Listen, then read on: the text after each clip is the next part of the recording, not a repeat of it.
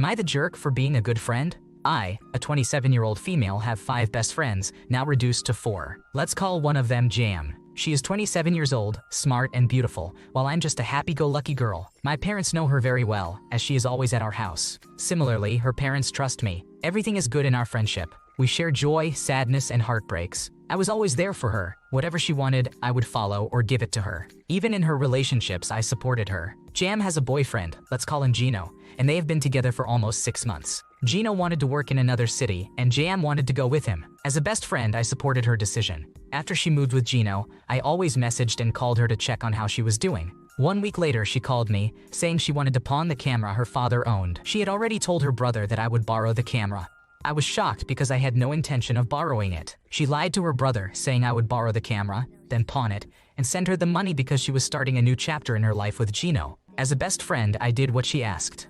I went to their house and got the camera. A couple of months later, her father messaged me, asking if he could get the camera because he needed to use it. I informed Jam about her father's message. She replied that she would talk to him. However, her father continued messaging and cursing me. I told Jam what was happening, but there was no response. So I told her that she should inform her parents about what was going on. She responded, "If there is anyone to tell them, it's me, not you." I was shocked because I never intended to tell her parents where the camera was. I ignored it. A few days later, she sent me a screenshot showing that she had told her brother I wanted to pawn the camera because I needed money. I ignored it. Eventually, I got the camera back from the pawn shop and decided to distance myself from her for the meantime. When I ignored her, she got angry and blocked me on all her social media. So Reddit, am I the asshole for being a good friend?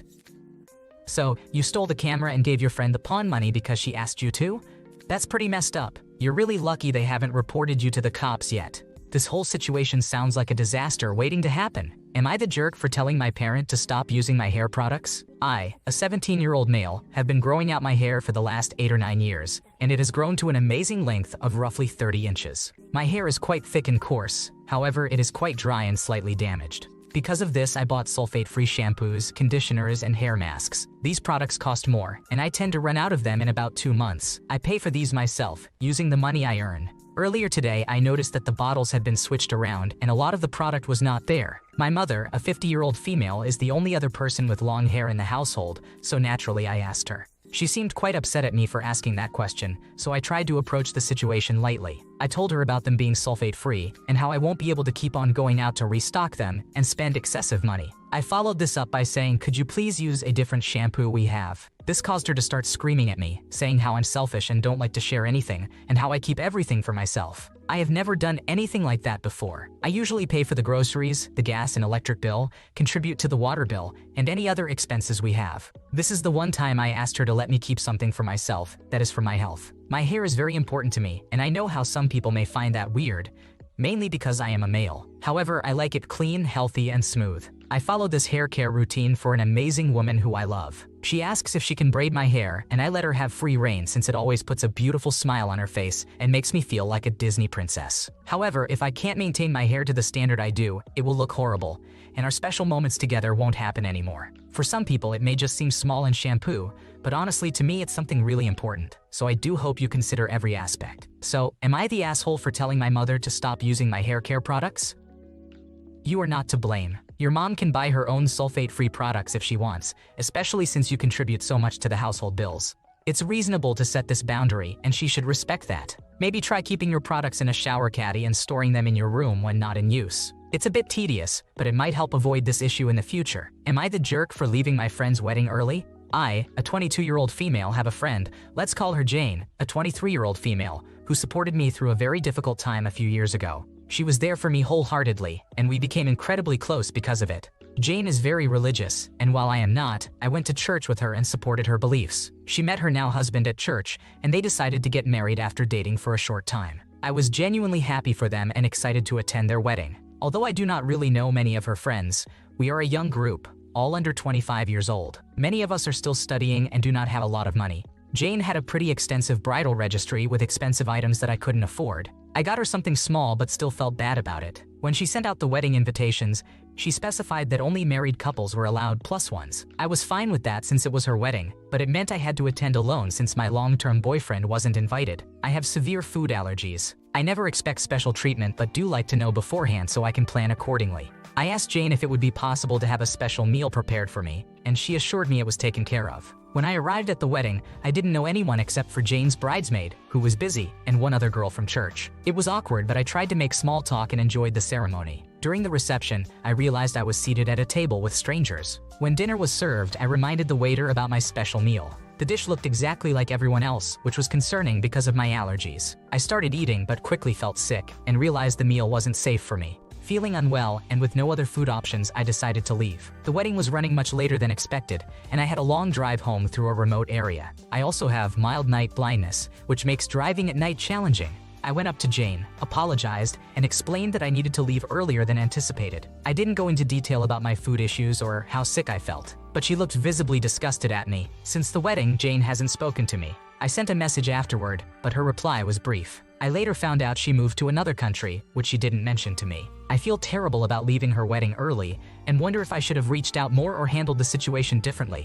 I don't think she knew my circumstances. I feel awkward reaching out to her now, but I guess I should try to explain everything better. It might not even help though. You are not the one at fault.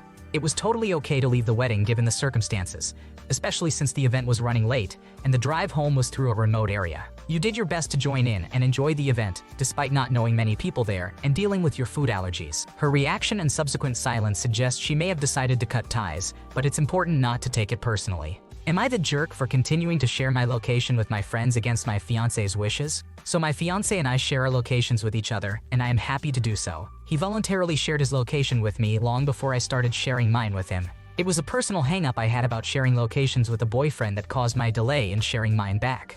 He took that to mean that I do not share my location with anyone whatsoever as a personal boundary. Sometimes I would share my location with him for a day if I was traveling somewhere for work, but I would always turn it back off. I finally shared my location with him permanently about a year ago, once I knew we were getting married and all was well. A few months ago, the location sharing thing came up, and I mentioned that I share my location with my two best friends, Amanda and Emma, and have for some time. He was not happy about that and asked when it started and why. I explained it was a safety measure from when I was single and going on dates, and because of work travel. He feels really hurt because I was so restrictive about sharing my location with him, even once we were back together and really committed, while sharing it with others. He feels unrestricted access to my location is a marker of intimacy. I continue to share my location with the three of them, and it has come up several times in these past months. He now has formally said he would like me to stop sharing my location with Emma, and has asked me when it is going to stop. For perspective, I have known Amanda for 15 years and Emma for 3 years. He and I have known each other for about 5 years because we dated in the past, broke up, and came back together eventually. During the time we were not together is when I met Emma.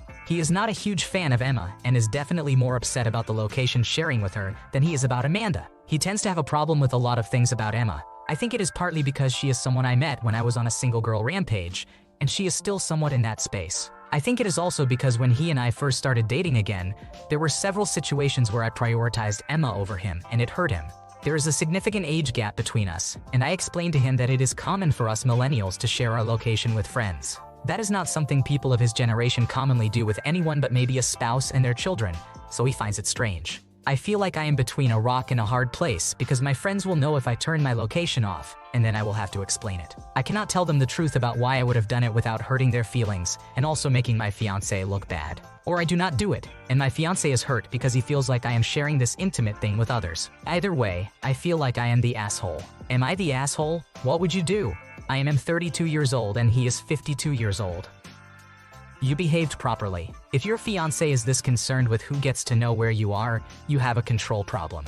He started sharing his location with you not to be transparent, but as leverage to get you to share yours. It's a large red flag when someone is weirdly fixated, territorial, and controlling about something that doesn't even affect them. Am I the jerk for accusing my parent of playing favorites? When I was 19 years old, my father took in my boyfriend, Ross, after his parents kicked him out. However, my father eventually kicked Ross out too, claiming he was rude to my stepmother and my younger stepbrother, Sam. Ross apparently treated the family like his personal servants while refusing to get a job or go to school. I thought my father was overreacting, but Ross broke up with me, so I moved on. Recently, Sam got his girlfriend, Ava, pregnant. After being disowned by her religious parents, Sam asked our father if she could live with us, and he agreed. Ava is very quiet and keeps to herself, staying in Sam's room most of the time. She hardly talks to us or helps around the house. Although she is less than 6 months pregnant and very healthy, I do not understand why she cannot contribute, but I do not say anything. The other day, my older sisters came over with their children, and Ava suddenly broke down. Sam was at work, so she was inconsolable and even broke something.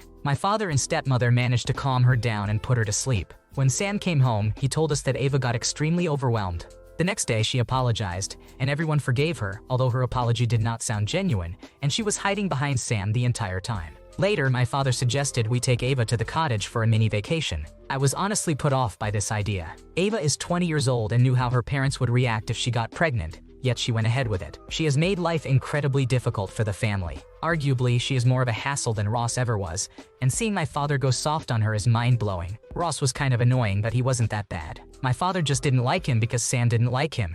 However, because Ava is Sam's girlfriend, he is fine with her not contributing. I questioned my father about this, and he looked at me as if I was crazy. He said that Ava is pregnant, and her entire family disowned her, and he is not going to make her situation worse. I asked why he didn't think the same way for Ross, and my father rolled his eyes and said it was different because Ross was a bad person. I told him those were just excuses. He then said that if I didn't agree with his choices, I could move out. My stepmother later told me I wasn't allowed to join them during their trip to the summer home, and if I said anything to Sam and Ava, I would have to find somewhere else to stay. I think this is complete nonsense.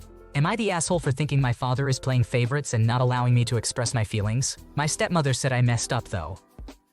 Dad's house, dad's rules. If you don't like his rules, you can move out. You already expressed your opinion, and he doesn't agree, so there's no reason to repeat yourself. Not much you can do if you aren't in a position to move out, just more to complain about, and your dad doesn't want to hear it. Am I the jerk for telling my partner that I hate being ignored after their grandma passed away? Firstly, I am in no way justifying my actions and just want advice on how to move forward. I have known my now ex-boyfriend for 2 years. The first time we were in the talking stage, his cousins got into a very tragic accident. I tried to help him through this, but it ended with me being constantly ignored while he was active on social media and replying to my texts maybe once a day. After a few weeks of this, I stopped texting, and we didn't talk for around 5 months. We got back in contact and dated for 8 months. We broke up, and then a week later we dated for a day before he broke up with me again. Around a week later, we got together for a final time for 24 days. For a few days, whenever I told him I loved him or missed him, he wouldn't reply, and I had to ask him if he did. I was beginning to doubt our relationship, and what didn't help was my newfound information about him being close friends with a girl at his school. We had clearly made boundaries about being close friends with girls at school. Our relationship was already in a hard place when he told me his grandmother died. Of course, I attempted to be comforting even though I am very bad when it comes to emotional people. I never know what to say. I told him how sorry I was for him and prayed for his family and him. Hours went by, and I began to panic. He was active on social media, but my messages were not opened. He was on the app I texted on but not replying, and his battery was going down. I was honestly spiraling at this point. Was he on call with her? Was he talking to her right now? What was he doing? Now looking back, I understand that he doesn't have to constantly reply to me and talk to me. We should have lives outside of each other, but in that moment I felt very insecure in the relationship and therefore acted this way. I am ashamed of this, but after sending texts saying I love you so much, I texted him saying I hate being ignored. This got his attention. He responded with a big paragraph calling me a horrible person and saying I have no compassion for him. This hurt me, but I mostly felt so much remorse for my actions. I apologized a lot for what I had said and how I acted inconsiderately. Now we are in no contact. I haven't been removed from any of his social media, and I sent him a streak on Snapchat that he purposefully didn't open but still sent me a streak back. Honestly, I don't know what to do. He was my first love, and I was his. In our first 8-month relationship, we had never been happier and had the best, most healthy relationship. My friends have told me to wait and see if he texts me happy birthday as it's in a month, but I wouldn't be surprised if he didn't. I was planning on sending him all the gifts I have made and collected over the past 2 years in the mail at the end of August, but maybe this is too much. I am honestly so very sorry, and it was never my intention to hurt him even more at all. Am I the asshole? What do I do? Your post was removed because it exceeds the 3,000 character limit, including the title. Please consider resubmitting a briefer post, as you are not allowed to continue your post in the comments or another thread. You will need to post it again. Editing the removed post will not be approved. Make sure to read the rules in full before attempting to repost to avoid any further issues. Thanks for watching. When you subscribe, make sure to hit the bell to turn on notifications so you never miss a video. To finish listening to all the stories, check out the playlist in the description.